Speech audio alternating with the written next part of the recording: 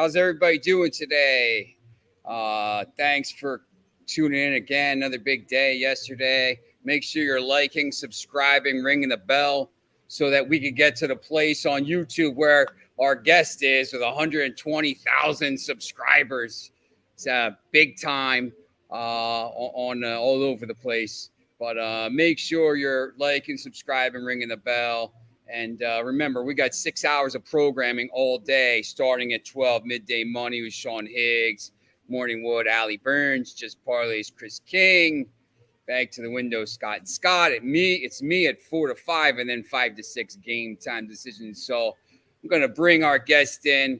Adam McCullough is joining us from the UK right now. I don't. Did you get a chance to watch any of that England game yesterday, or were you a little disappointed in that? Or I'll be honest with you, I don't really pay attention to much international football until a World Cup or a Euros or some sort of tournament swings around. I didn't. I seen maybe 10 minutes of it, but I wasn't paying any attention, so I can't say I watched it. I saw that Harry Kane got closer to Rooney's record, which annoyed me. 90. Yeah, because they're playing 800 games. These games. Now we were talking about this. The Nations League. I went to the first one in Portugal in 2019. I thought it was pretty cool when it was in the off season and as a lead up to the World Cup, obviously. But these teams aren't playing their best players in these games. I mean, you see some of these games; they're sitting players. Wales is playing the Netherlands today. They just qualified for the World Cup on Sunday. They're all drunk all night. They got to come back and play a game. I mean, it's a little bit ridiculous that the season just ended and they're kind of cramming it in. And then you got the Premier League starting in about 7 weeks or something like that. It's crazy. I mean, it's you guys need to rest at some point, don't you think? Yeah, it's a real weird timing, especially for when I did notice there were Nation League games. It's like these are supposed to be somewhat competitive, and then to have them straight after the season. But I think that's just going to be what we're going to see now going forward, especially when you look at the timing of the World Cup. There's going to be so many injuries left, right, and centre. They're going to have to cram this league campaign in. It's still going to finish around the same time next year, so I think you're going to see a lot of injuries.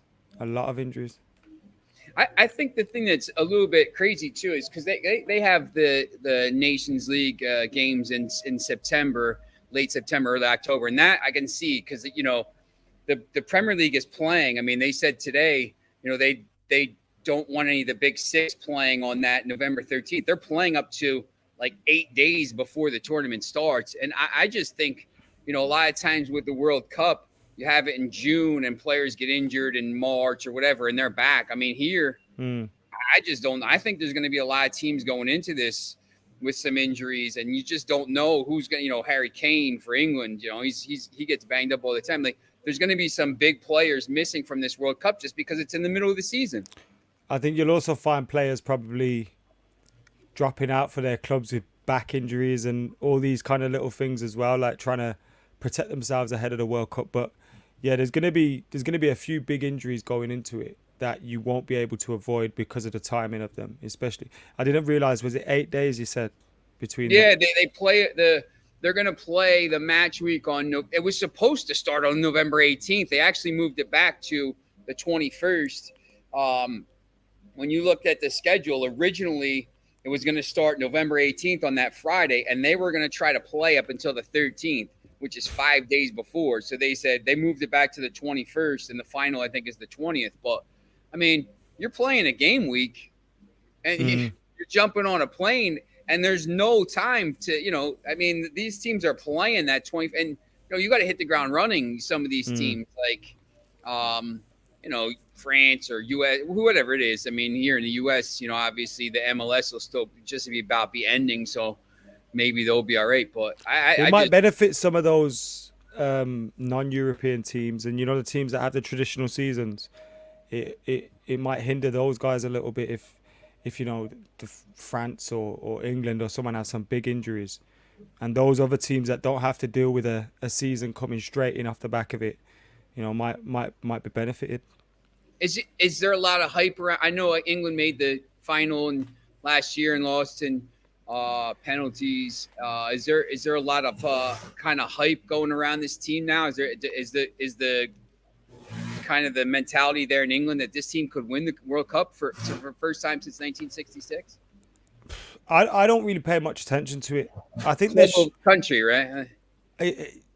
pretty much so. Look, when the World Cup comes around, I want them to do well. But when you look at the squad, they've got a lot of talent in that squad. You know, they've got loads of right backs, loads of pretty good attacking players. When you look even at the likes of Phil Foden, you got Jadon Sancho, you got all these players that are getting better with age and going to be more experienced by the time the World Cup comes around. Plenty more players that I haven't mentioned. Obviously, Harry Kane's one of the best strikers in the world, if not the best striker in the world at the moment. I know Karim Benzema's got something to say about that. But when you're looking around, England have a great squad. The only thing why I don't necessarily think they will do it is because of Gareth Southgate. But that won't stop. The question was, is there going to be hype around England? I think there will be hype around England when the World Cup comes around because the squad does have so many talents in it. And I think there'll be a fair few big players that probably miss out as well. Here in America, sometimes, I'll go during I think right before the pandemic, or maybe it was like right after, we went to go see the U.S. play, and I don't know, Suriname, it's one of these teams. And they're like, oh, how come you don't care about the U.S.? I mean, you're a Manchester United fan. I mean, you got these, you're rooting for England, and they got, half the 3/4 of the team is from Liverpool and Chelsea and stuff like that. Is that like, I know some of the smaller teams. I don't know if that comes into it for me. I don't know. In the past, I used to, like when I was a little kid, I really supported England. And then there was like the David Beckham thing and the Phil Neville thing. And, as a United fan, you kind of think, eh. And then just culturally anyway, like my family's Irish, so I kind of want Ireland to do well. Like I'm Indian as well, so I know India don't really participate, but I don't. International football to me just isn't as tribal. Like it's kind of like watching the Olympics or something like that. Do you know what I mean? Like club football is where my tribalism comes into it. So yes, yeah, I'm just indifferent to it. Although this England team, to be fair, there were times where you just couldn't. Like I didn't want John Terry to lift the trophy. Do you know what I mean? Like never ever. But if this England team were to lift a trophy, I don't think there's any player that I really look at and think, oh God, I can't stand you lifting that. Like I don't mind this England team at all. Do you think France, Brazil, probably obviously on two separate sides of the bracket, hopefully if they win their group. I mean, those two teams look like the top class, and England as well. But, obviously France is, 20 midfielders deep. I don't even know if our guy Pogba is going to get in the squad, get in the lineup there. But I'm just you start looking at this stuff and it. I think France are probably the favourites. Yeah. For me anyway. Obviously Brazil are always the World Cup side that you want to see do well. When you look at the yellow and green shirts and all those kind of things, it's just historically that's what you want to see. I know there's part of me that wants to see Neymar lift the World Cup. Like I'm one of those guys that actually likes Neymar, and I want to see him succeed and kind of fulfill the what he was supposed to as one of those Brazilian greats. So I wouldn't mind seeing Brazil do it, but I do think France are probably the favourites. When you look at, you just mentioned the midfield options. You've obviously got the likes of Kante and Pogba that have already done it. Then you got Tchouaméni coming through, and all these are the talents coming through. Camavinga, who's coming through as well. So you look at this France team and you think they're the ones to beat. The Euros winners aren't in there at the moment. So yeah, I'd go France, but I would like to see Brazil do well. What is your take on I know you talk a lot about we just quickly here, let me share the screen and show everybody your YouTube channel here. If you want to go over there, see Adam McCullough, 124,000 subscribers, and just make sure when you go over there, he's got all kinds of stuff on the site, and he's on Twitter. He's everywhere. Let me run that at the bottom. He's got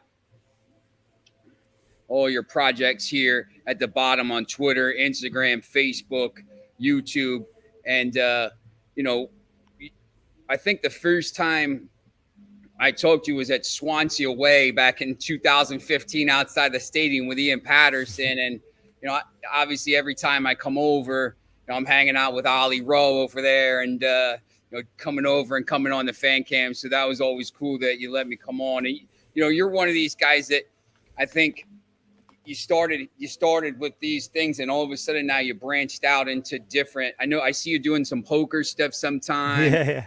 I see you on with the Geordie guy and everything. I mean, when did you kind of realize you wanted to maybe do this for a living and maybe start to branch out into all these other things? To be honest, I didn't realize that I could. It kind of just happened. Like, I started around Fergie's last season, and it was just like I saw a thing for Full-Time Devils saying if you're a United fan and you want to get involved, get in touch. And I was going to games pretty much most weeks with my dad or on the coach or whatever. And I thought, let me just get involved. And I got involved, and it just kind of snowballed from there. I got more involved with the channel. I started doing the interviews, and then obviously about 3 years later, I think it kind of became a point where I could go, right, shall I try and do this for a job? And then I did. So I think because it happened by accident, I think it kind of just progressed naturally for me. And then once it did, then obviously more recently getting invited to do the kickoff as a regular, and that's where the poker stuff's come from. Like, they have a deal with Poker Stars to do poker shows and go to poker events and all those kind of things. So I've been participating in that now, and it's are you any good? Definitely. Are you a good player? Or I'm getting better. I'm getting better. Like, so I started off as I'd only played a couple of times, and we started playing in when lockdown happened and around COVID, and at that point I was like using chart rankings for like the hands and all that stuff. I didn't know what I was doing, but gradually I got the bug. I started playing, I started learning, watching loads of videos, things like that, and I have got a little bit better. And now I've been going to live events. Like, we went to one recently in Dublin. And in one of the events, I got to a final table and stuff. So nice. I've started to get better. So I'm hoping in a year or two I might have a big win or something that we could talk about. But nothing big yet. All right. So and I know obviously football is your main one here. I mean, when you look at the Premier League next year, just on your chat, like Manchester United, who they're getting beat to Darwin Nunez, and nobody wants to play for him because they stink and all this stuff. And you just like the transfer stuff is tough because you don't even know like if United's seriously in for him because you have to guess or whatever. I mean, are you like, first of all, obviously probably 2-horse race here between Liverpool and City? Is it pretty clear that that's going to be what the deal is, or you think anybody can jump up and challenge them? It does feel that way, doesn't it? Obviously. Yeah. I'm not a neutral in a situation, but it is interesting, if that's the word, to see what Conte will do at Spurs if he gets back. Like, because another season, you got Kane, Son, Kulusevski, you got something to work with there. Like, to see what he can do there in a season, even if it will eventually implode. As for Manchester United, I think it's all about just getting us back into the Champions League spots, getting us competitive, getting us playing better football, and then hoping to eventually bridge that gap to City and Liverpool. But it does feel like it's going to be 10 years without a league title. But you do feel at this moment in time that we've finally got the right appointment. Like, you never look, whenever Manchester United made an appointment, I was always behind the manager, for better or worse, and hoping that they could do something. But you looked at David Moyes at the time, it was romantic and stuff because Fergie did it, but the signs were there that it probably wasn't the best choice. Van Gaal was, his better days were behind him. Mourinho, the same could be said. Ole Gunnar Solskjaer probably should never have got the job. And you look at Erik ten Hag, and it kind of feels like we've finally got the managerial appointment right, the one that made sense the most, and all those kind of things. So I'm hoping with that being done, we can build on that. But They have a good academy we got the owners too. that are always a hindrance to any manager. So he's got to deal with them too. I think they have to hope that, 4 or 5 of these academy kids become stars, Yeah, Garnacho and, I mean, Garner there is and Manu and Hannibal. There are some pretty good players coming through. I mean, Hannibal's one that I'm excited about. yeah, I think, I think it's going to be a couple years, which to me, like, I think as a United fan, I know everybody wants to, I don't think they'll challenge, but, when this Liverpool project starts to run down because they are getting a little bit older and, you see Mane leaves. And I just think, as they start to wind down a little bit, you got to hope United's coming up. What, we've talked a little bit about, we have one of our people that comes on basically every day and watches the show is a Newcastle fan from Ecuador. Like whatever it is with the owners. I mean, this team obviously with they're spending some money. They're spending money smartly, I think, and it looks like they could.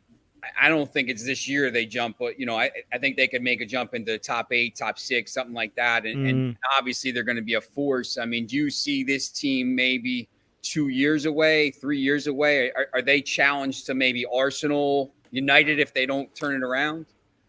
I do think eventually they're going to throw enough money at it that they'll be in and around. At least, at the very least, you'd expect the Europa League spots, right? Yeah. Like, let's say the top 4 stays the same, or United enter that top 4, Chelsea go 5th, or Spurs go 5th, or whatever.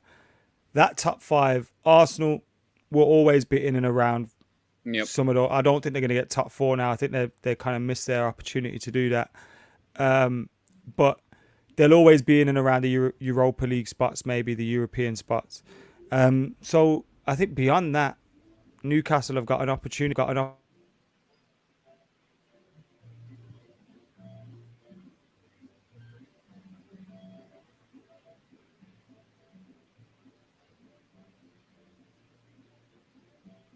Oh, got your Are we mic. back? Yeah, there you go. Sorry. Yeah, beyond that, I think Newcastle have got an opportunity to push into those European spots and, maybe do something there. And then once they get Europe, they can attract a different level of player again. They've already signed the likes of Bruno Guimaraes, who I think was a great signing. Like you said, they look like they're going to make shrewd signings rather than make any massive mistakes. Although you never know what could happen, who their next manager might be as well. Because is Eddie Howe the guy to get them into Europe and get them pushing into the Champions League? Probably not. I've got a feeling Mourinho ends up there at one point. That'd be interesting. Yeah, it feels like Mark Hughes at City a little bit. Like Hughes was there, and then he got him to like a certain point, and then it was just clear that he wasn't going to be able to make that next step. Then they brought Mancini in, and then Pellegrini, whatever. But I think that's pretty interesting. I'm sure. Did you get a chance to watch the Champions League final? Were you a little surprised that Real Madrid won? Or I mean, I thought Real Madrid was a better team, to be honest. And I was on March, but we did the kickoff for it, so I had the pleasure of sitting next to a Liverpool fan for it, which made the end of the season a little bit better for me. But I did say before the semi-finals, like once the semi-final draw had happened, I thought it'd be a Liverpool Real Madrid final and Liverpool would win it. So I was glad to see Real Madrid do it.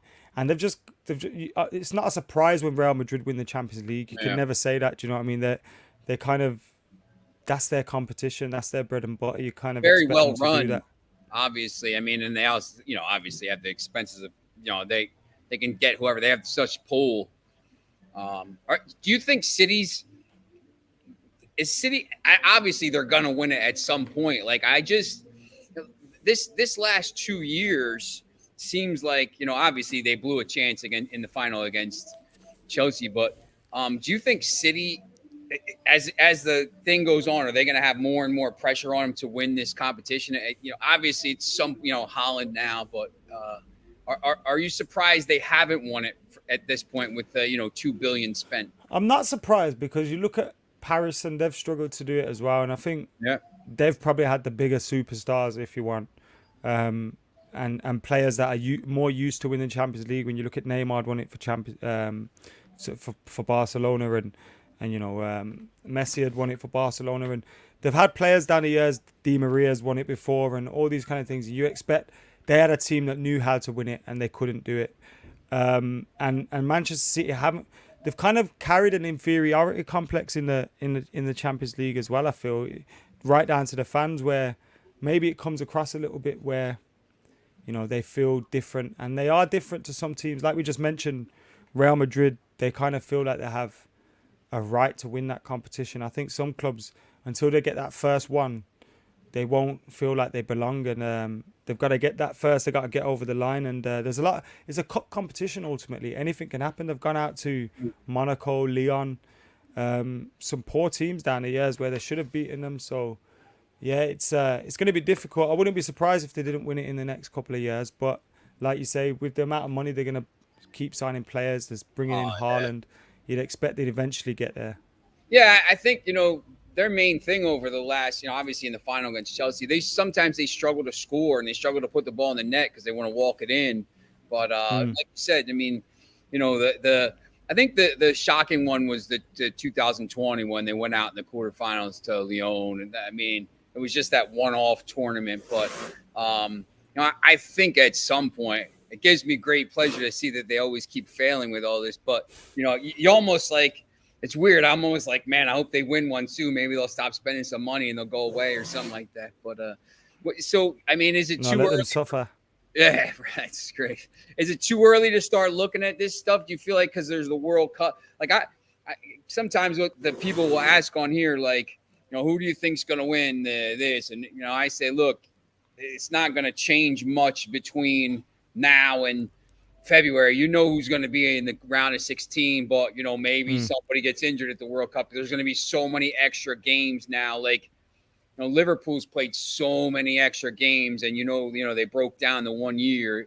Is it too early to look at these teams maybe in a Champions League? Would you wait until maybe after the World Cup and let it settle down a little bit? Yeah, you'd expect the similar names. You've got some big transfers that are going to happen, and you've got to see how those players settle. You've obviously got the likes of Sadio Mane potentially going to Bayern Munich. You've got, like you mentioned, Darwin Núñez potentially going to Liverpool. You've got all these players potentially moving around to different teams. How are they going to settle? Are they going to be successful signings or not? That's going to impact how these teams perform on those big stages, in those big games towards the end of the season. You've also got the added variables of the World Cup and the fatigue and the injuries and all those kind of things that can come into play. So you might have a few surprises along the way. But I do think it will be the same old kind of names, because those are the teams that you'd expect. Yeah. Like Manchester City are more suited to dealing with this because they've got 24 players that can play week in, week out for Manchester City at a high level. Whereas, if Liverpool don't get their transfers right, with some of the bigger players maybe leaving, maybe they'll suffer because fatigue and injuries will impact their squad more. How will Chelsea cope with the amount of players that are leaving their team? It's very unlikely that what we saw with Liverpool, which was quite an incredible feat of like playing in every game, will happen again. Like one team just... I think that's pretty unlikely with the amount of fixtures coming up. Yeah, I think that's interesting. You said that, Manchester City is always the favorite for the Premier League because they have that big squad. But sometimes I think that hurts them a little bit in the knockout stage because you don't have that, like, Liverpool, Real Madrid know who they're going to, they know who's in the starting lineup in those games. Like, you could pick the lineup for the final. Like, City, sometimes he tinkers and says, I'm not sure, and he kind of moves it around. Obviously, Haaland will be one of the guys now, but sometimes I think that bigger squad will be tough for City. So, but yeah, it's interesting. So, so you have anything you want to plug before? I know you got to get out of here and get on a call. So, no, just you've done it all really, so I can't really add much more to that. Oh, at the bottom, it's all at the bottom. Like, go and subscribe to his YouTube. It's really good. I mean, there's going to be transfer sagas all summer, and maybe we'll get them over here, if they ever come to the U.S., and we'll set up a poker tournament here in Philadelphia, and we'll see. Yeah, let's do it. All right, man. Thanks for coming on. I appreciate Nice it. one, Sean. Good to Say hi speak to to you, man. Osro for me. Yeah, see you soon, yeah? All right, I'll see you. Take care, bro. All right. That's Adam McCullough. Hey, Bill, how's it going? Belgium and Netherlands and a couple of overs have hit. My only loss is Ireland. I haven't seen the scores yet, but make sure you follow him, and, we'll jump on here. We've got another guest coming on in like 2 minutes, so make sure you got your $1,100 first bet insurance, Caesar Sportsbook, ATS wins, SCZR. And I'm going to pull up the odds here because we have a certified. Yeah, Bill, look, I'll say this all the time. The African games are always unders. They're like 1-0, 0-0. They're always unders, to the point where some of the times they say like under 2 and under 1.5, and they still go under. It's pretty crazy. There's not a lot of high scoring games in that, which makes it hard to bet those as well. So, all right. So we got a certified. Oh, look at Belgium on Poland. Ukraine. I'm stunned they showed up here. Netherlands up 1-0. Certified. We got a parlay genius right here. Rick Fortenbaugh joining us today. Rick, I've talked to these guys. Rick is the person on here who likes to do the parlays with, he does the in-play parlays, and the teams maybe, winning 2-0. And Lex, Ireland, screw me. Netherlands need one more. Did you look at any of these? No, Belgium scored again. These Nations League games, I just talked to Adam McCullough about this. It's been tough to bet these games because you just don't know who's going to show up. I'm stunned Ukraine showed up to this game today. I would have thought they would have been, done after their loss, but there they are. They're playing well. So how have you been dealing with these games? I really haven't been doing anything lately like this. I prefer to do the leagues where I have a better feel. Yeah. As you say, it's kind of hard to judge the motivation of some of these teams, and I have no idea what's going to happen. So I say I like to do these parlays, live parlays in league play, especially the EPL. And the secret is don't get greedy. Just try and get it down to like, minus 120, 140, somewhere in there, and let it ride. Yeah, there's not a lot of the games right now during the week. This international break, it's like the longest break in ever. They're playing all next week. And, there's not a lot of like MLS games. There's a few on Saturday and Sunday. And then, there's some games in Brazil and stuff. But once again, I try. I know we looked at Mexico a few times. I don't think they're playing this weekend. But when you start to you want to tell everybody who your team is, or you want to? Oh, in Mexico? No, in the Premier League. Oh, Arsenal. So Rick's an Arsenal fan. We were just talking about. I'm reading here on Sky News, Raheem Sterling and Gabriel Jesus are going to join the Gunners. So, wow, that looks good to me. Yeah, man. If you get those two guys, that's the only prize. Sterling never scores against United because he's a United fan growing up, so that's good. So you guys, that'll be good. But yeah, look, we were just talking about this with Adam, because let me pull up let me put the futures at the bottom here. When you look at the futures for the Premier League, there we go. Manchester City's obviously the favorite at minus 162. And, a lot of that, once again, has to do with the fact that they're so deep.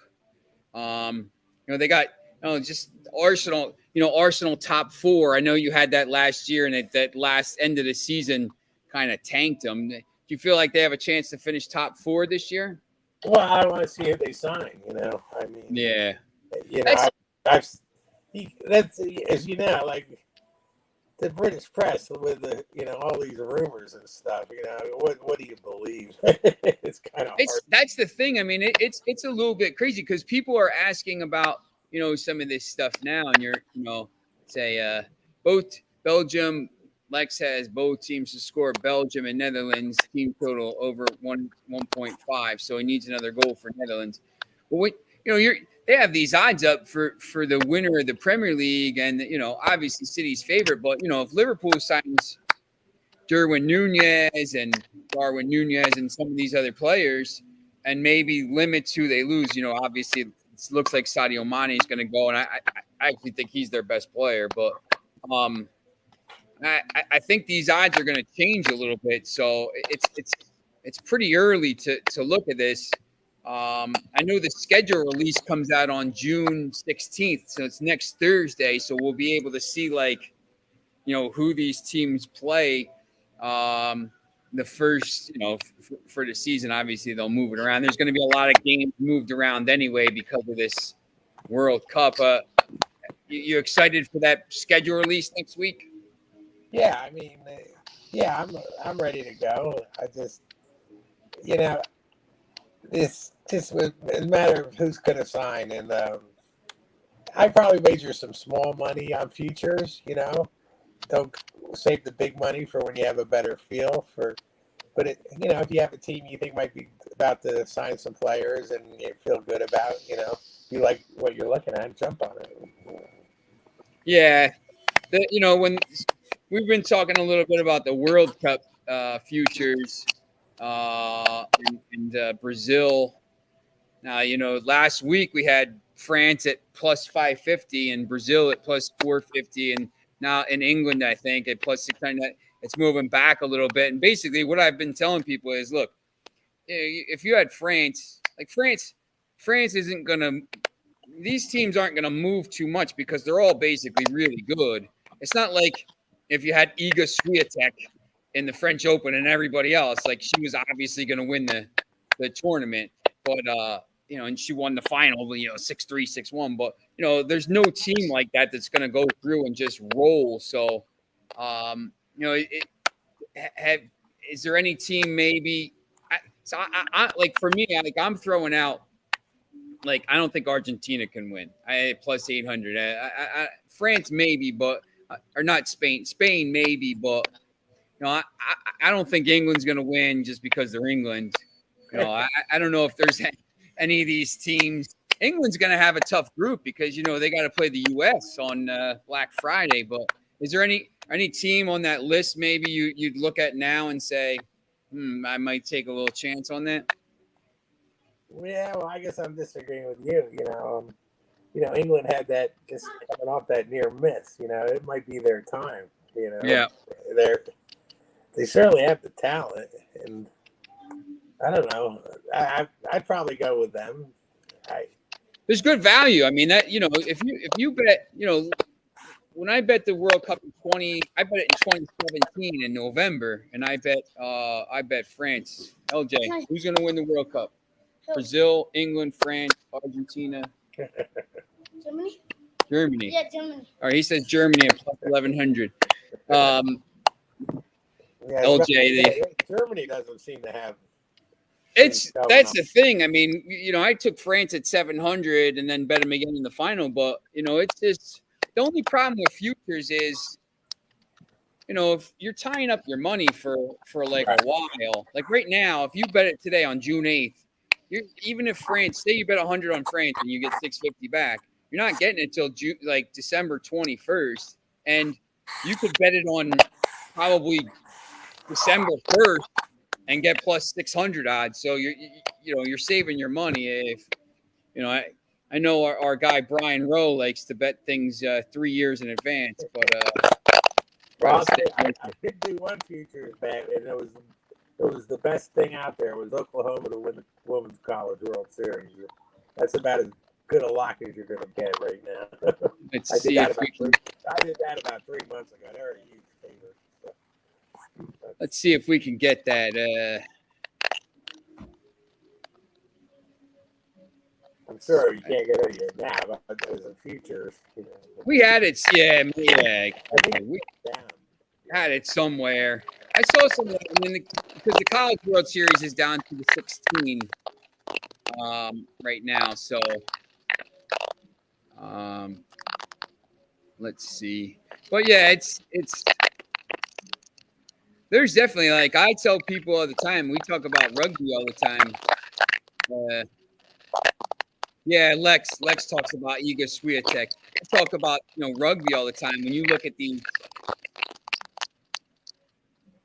rugby league lines, and they've already changed since yesterday. See down to minus. You guys must have been betting. There's you have the availability to maybe win some stuff on that. So I always think it's interesting. You might notice, or one of your viewers, like at the Olympics last year, you could bet on track and field. Did they do that for the World Championships every summer, or is track and field just the only time you can really bet on that is the Olympics? I don't know. You can bet. I know sometimes they will have the Diamond League things. Okay. But yeah, there's not much. But I know when let me see when the next Diamond League event is. When you have the Diamond League events, you could definitely bet on that. Because we talked about this last summer. We got really nice odds on this thing, most in Trent. It seems like there might be some bargains in track and field that people don't even know about. So the next meet is actually this weekend in Rome. So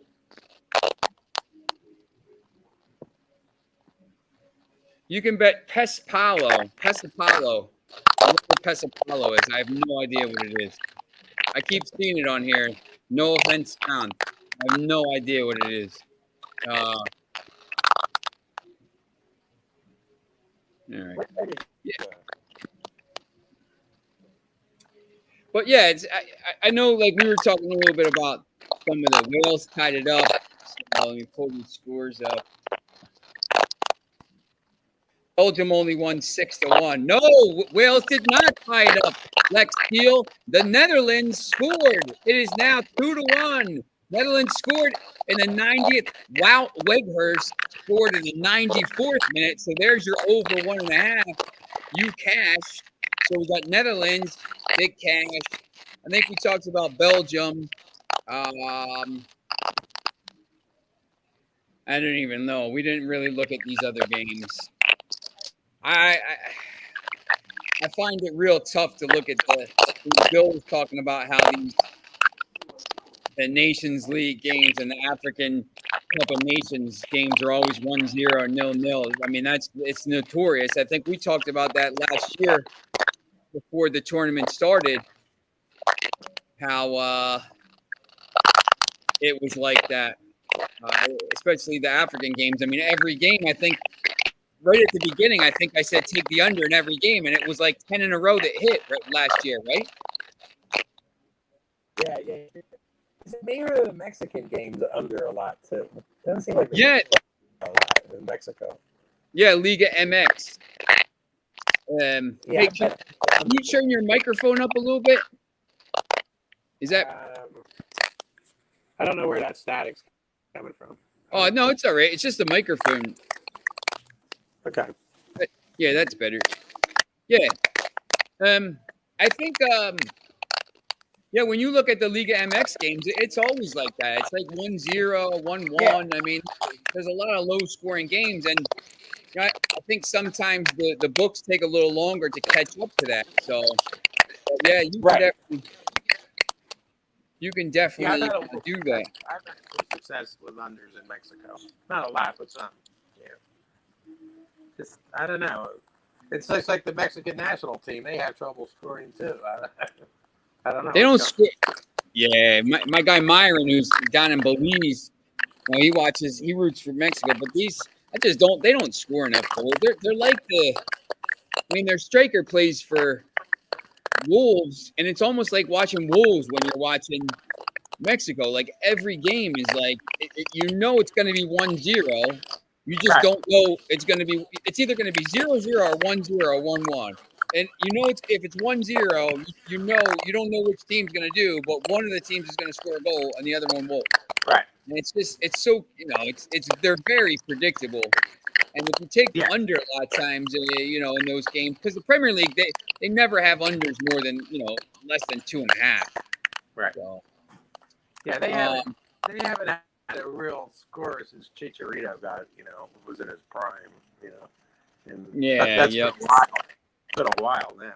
Yeah, yep. That was when he was scoring goals for United, leading them to titles back in 2011 and 2013. Right. Have you looked at the basketball game tonight?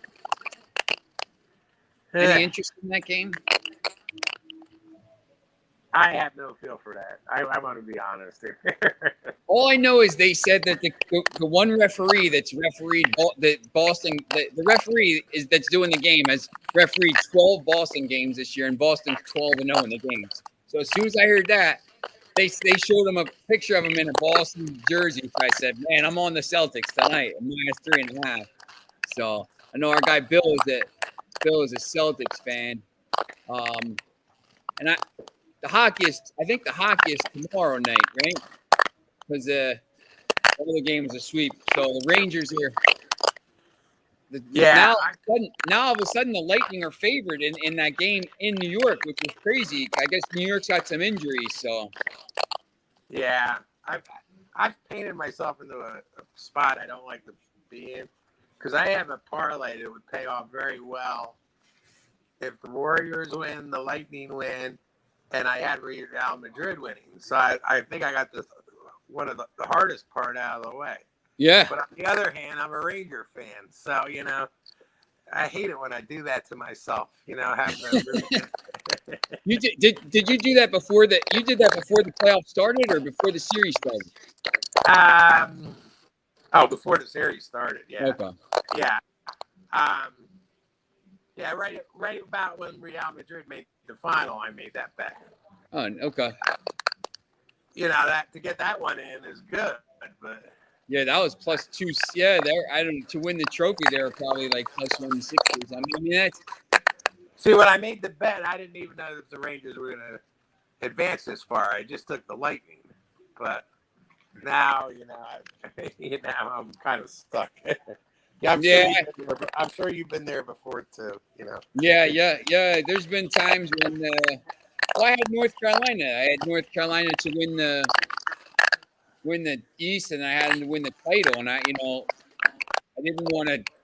They're up by 15 at halftime, and I didn't want to hedge, but I'm like, man, now I got a chance to hedge, and I'm glad I did, because I'm not glad they should have won the game, but at least I won some money.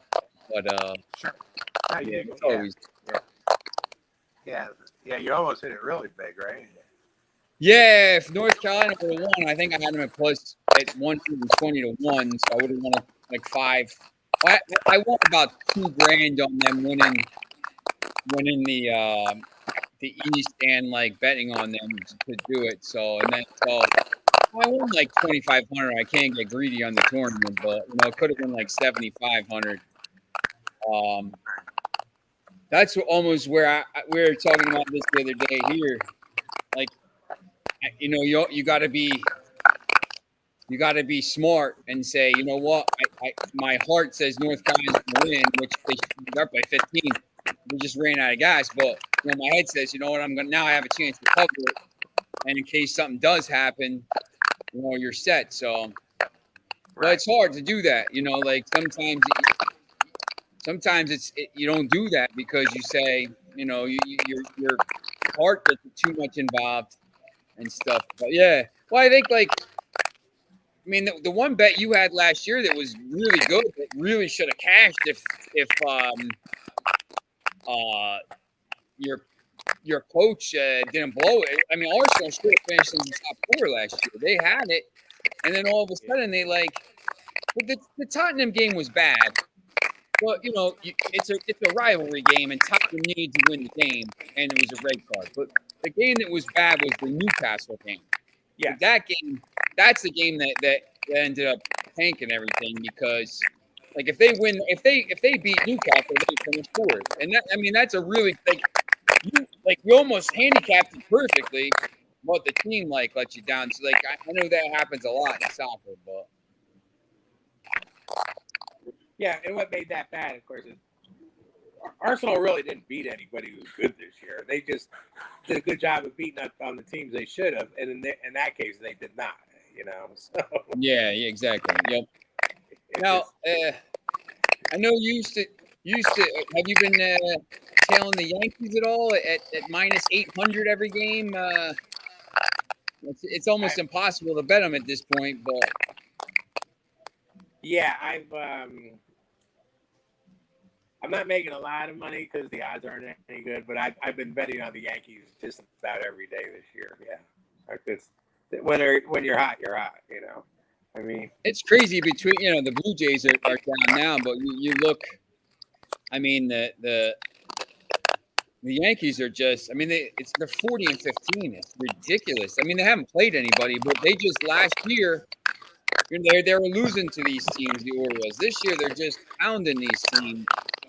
And it's they're winning. They're winning most of these games by more than one run. So I've been doing that a lot. Yeah, you see the plus 108 goal difference, plus 108 run difference here, and they've only allowed 160 runs, which is I think best in the major leagues. Yeah, it is. I mean, so their pitching is doing really well. I mean, they've scored a lot of runs, 268. I mean, there's some other teams. The Mets have scored 297, and St. Louis has scored 271, and Dodgers. So the Yankees are top 5 in scoring and number 1 in runs allowed. I mean, that's why they're 40 and 15. So, if you can get them, you see the game here, the Yankees are minus 1.5 is 109. So I mean, it's basically even money. So you could put them maybe in a parlay or whatever, but. It's kind of like the old Mariano Rivera days. Like, if the Yankees had the lead going after 6 innings, they were they're going to bring that home 99 out of 100 times. It's just the way it works. With the bullpen, you got to play bullpen.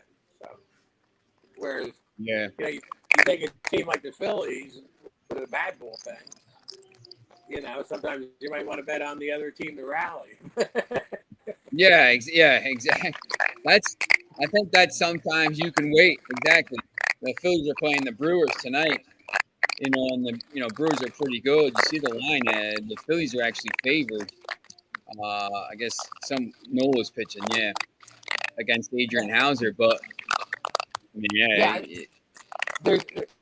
if you're sharp, look for a team that used up its bullpen the night before. And make a live bet. Other team may come back on them if their bullpen isn't ready to go. You just have to keep your eye on that. But I'm sure I'm not real good at that, but I'm sure there are some baseball people out there who study that very carefully. Yeah, I think too. So the one thing where if the team gets beat at home the first 2 games of a 3-game series, you bet them the third day, and I think there's some ways to bet. I don't bet a lot on baseball just because even the best teams lose 60 times. But I think we've talked about this a lot. I think I don't want to say the easiest. It's not easy, but the best way to make money, I think, is to bet on soccer, and to bet these, the bet whatever good teams or the way you do it. With the parlays in game and trying to double your money or whatever. Sometimes in baseball, I mean, these games where you just don't understand what's happening. The pitcher just goes out and just doesn't have his stuff, and I just don't think you see that as much in soccer where Mbappe's not playing well and someone else will pick up the slack or something. Yeah, well, you see on the various sports books, they like to give you these prop bets on players. This guy to hit a home run or, whatever, this guy to strike out 5. The reason they're offering them is because they know they're sucker bets, I think. I don't like individual prop bets in baseball because even the best home run hitter is only going to hit a home run less than 1 out of every 4 games. That's 40 home runs for the year. How many people do that? So I think those are all kind of sucker bets, to be honest with you. My opinion. So, Yeah, I agree. Even if, yeah, because you get if you get plus 280 odds and you're hitting a home run every 4 games, you're losing money. I mean, if right. the one time you win, you're gonna get you bet 100, you're gonna get 280 back, and then the other 3 times you bet, you're gonna lose 300. You're losing $20. So Yeah. and it's I think baseball is the one sport where it's just like I know people like to bet it, but it's just you could get suckered into betting a lot of bets in a game, and just like all of a sudden you're down. I Right. just don't. It's not as much. I mean, with the soccer schedule every day, you can and there's only 30 baseball games or 15 baseball games in the league every day at most. Soccer. On a Saturday there's 300 games. You could find 2 games to bet. So Correct. I'm with you. I soccer is my main thing for sure. I don't know why, but I seem to have more success in that. And when you're betting on a quality team and they're ahead, they usually really know how to bring that home.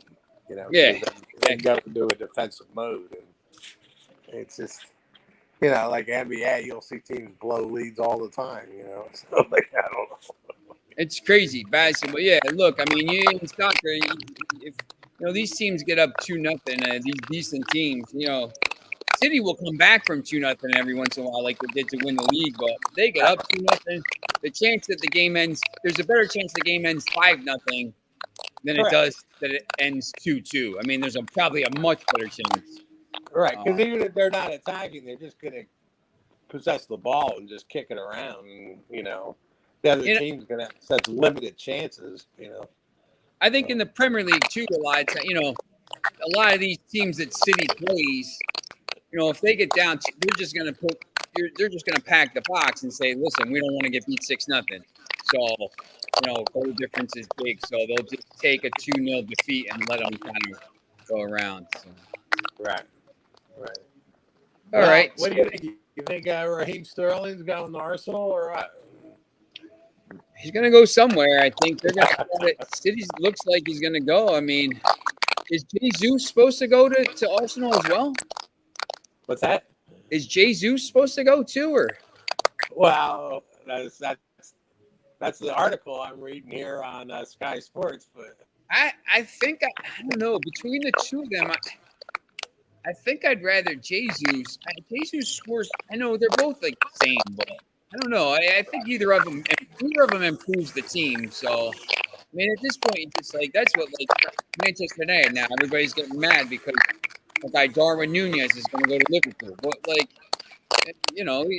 Liverpool's got Champions League, and plus, like, Manchester United needs to fix like 4 other areas before they fix that. Like, they could go find somebody like Oshman or somebody. But, like, well, Rocky's that's out of there, so they do something up front. So yeah. I think this is a big summer for Arsenal because they have to. Newcastle's spending money this year, and they're spending money in the winter, and they're going to spend money next summer. So they have to make sure they're staying ahead of. At some point, Newcastle's going to catch everybody, but you want to just try to stay ahead of them as long as you can. But that's the problem with United. I mean, these teams, United, Tottenham's got Champions League, so they're going to be able to spend some money. But yeah, it's interesting. Right. Yeah. All right. So make sure you're following all the Max Wages Network all day. Midday Money, Sean Higgs, Morning Wood, Allie Burns, Just Parlays, Back to the Window, me, Game Time Decisions. And Adam, thanks for Adam McColder coming on. Rick will be on more. Soon as all the local, any of these Pennsylvania softball teams still left? We got a couple left, right? Oh yeah. None of the Jersey teams are left. They all got beat, and all the baseball teams are out. So we're done. Yeah. We still got 10. There's some viewers out there. You might want to take a look at the Washington Mystics tonight. I think they're in the underdog role, but I think they can win this game. Okay. There you go. There's a tip for you. If you can find that on your book, take it. All right. Well, all right. All right. So we'll see everybody tomorrow. We got AM Plus Money back on here talking about all kinds of stuff. So make sure you tune in tomorrow.